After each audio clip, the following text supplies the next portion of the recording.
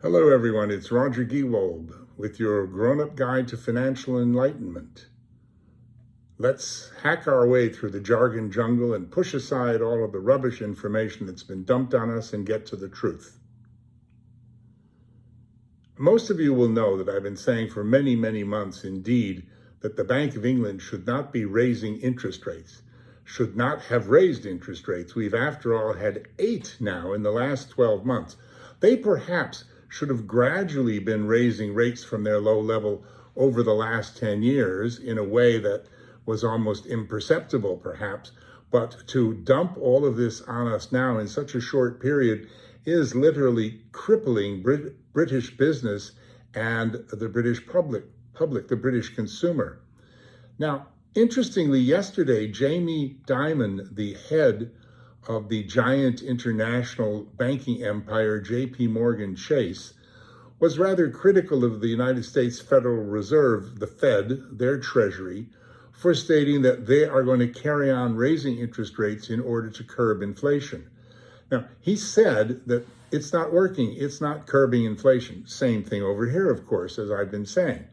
But there is a difference, and Dimon pointed it out, and he's actually just about the first person to mention this difference over this side of the pond, which is that in America, there is a, as he calls it, savings overhang of $1.5 trillion, money savings that people built up and didn't spend during the pandemic. And they're now going fairly wild with it and releasing it. And so the Fed is raising inflation to curb that in consumer spending. That's what you do when you have consumer spending that's out of hand.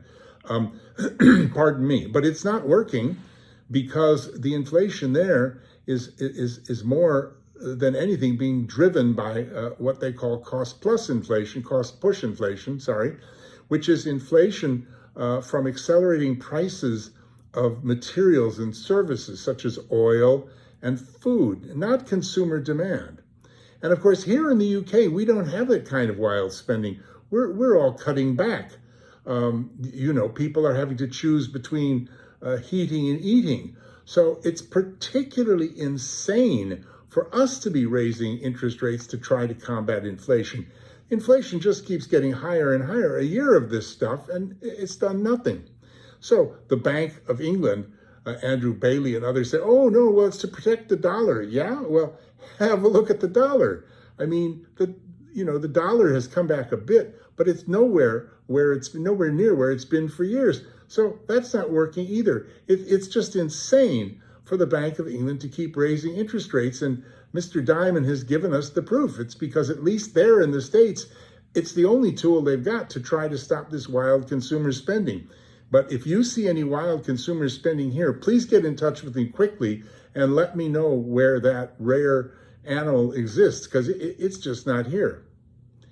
Interestingly, Dimon also went on to state his highly skeptical view of cryptocurrencies. He feels they're worth nothing. He said they're equivalent to a pet rock, even tokens such as Bitcoin. He says, and it's all going to come to a very sad end. Now, Dimon acknowledges that blockchain technology and smart contracts technology is certainly worthwhile, but that's as far as it goes. All the rest, he implies, is dangerous and will end very badly in a crash.